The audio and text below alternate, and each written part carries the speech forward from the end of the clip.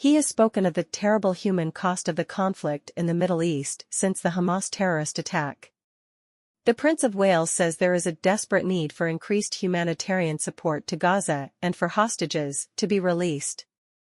His statement came as he visited the British Red Cross in London.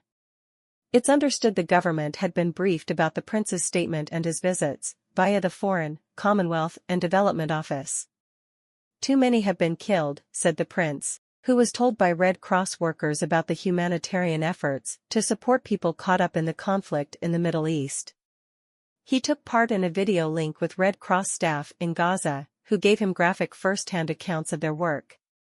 The Prince heard warnings from senior crisis manager, Pascal Hundt, that without medical supplies or fuel, hospitals risked becoming a cemetery and that distributing humanitarian aid had become difficult because of looting by hungry mobs. Prince William was also told that the Red Cross was ready to help with the release of hostages. It is civilians who pay the price as the humanitarian situation continues to deteriorate, said Beatrice Butsanasida, British Red Cross chief executive. Israel launched its operations in Gaza following an attack by Hamas on southern Israel on October 7, during which about 1,200 people were killed and more than 240 others taken hostage.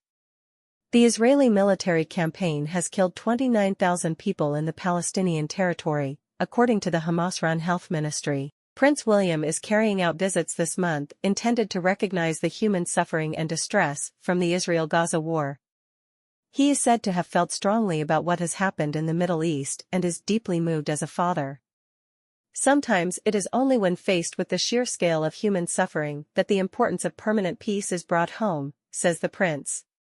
The Prince's statement was welcomed by Prime Minister Rishi Sunak, whose spokeswoman said, "We want to see an end to the fighting in Gaza as soon as possible, so it is consistent with the government position." On another visit to a synagogue later this month, Prince William will speak to young people from a range of backgrounds, in a meeting which will draw particular attention to concerns about anti-Semitism. In response to the Prince, Israeli government spokesman Eylon Levy said, "Israelis of course want to see an end to the fighting as soon as possible, and that will be possible once the 134 hostages are released, and once the Hamas terror army threatening to repeat the October 7 atrocities is dismantled." Britain's chief rabbi Ephraim Mirvis said Prince William had shown deep concern for the well-being of all those affected by the conflict and said his visit to a synagogue would send a powerful message. The building of bridges between faiths and tackling religious intolerance has been a particular cause of the Prince's father, King Charles III. But since the King's cancer diagnosis earlier this month, he has not been carrying out such public visits. Last October, the King spoke of the heartbreaking loss of life in the Middle East conflict and made an impassioned call for respect between different faiths and cultures. And in his Christmas message, he spoke of the underlying universal values shared by religions, at a time of tragic conflict. But with the King stepping back from such public involvement during his cancer treatment, Prince William will be among the senior royals taking on such symbolic and sensitive visits. Prince William's full statement reads, "I remain deeply concerned about the terrible human cost of the conflict in the Middle East since the Hamas terrorist attack on October 7. Too many have been killed. I, like so many others, want to see an end to the fighting as soon as possible. There is a desperate need for increased humanitarian support to Gaza. It's critical that aid gets in and the hostages are released.